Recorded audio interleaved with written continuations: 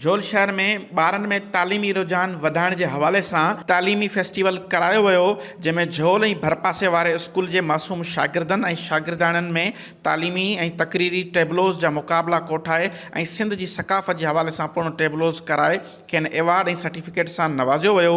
ऐं इन फेस्टिवल जे बारे में चवंदसि ती फेस्टिवल थियणु खपे ऐं सरकारी तौर ते छो त हिन में जेका हिकु शागिर्द जो दिमाग़ु फ्रेश थो थिए ऐं उहो उन डिप्रेशन मना परे तो थी वने।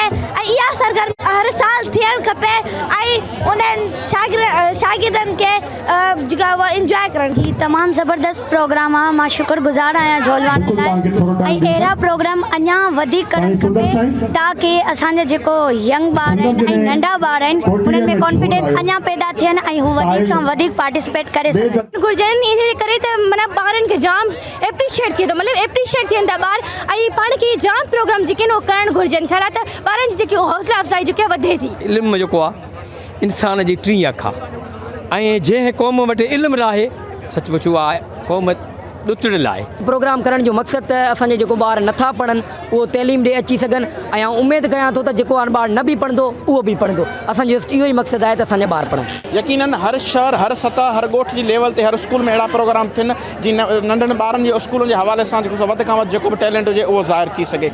कैमरामैन मीर आसिफ़ सां गॾु मीर अल्ताफ़, KTN न्यूज़ झोल।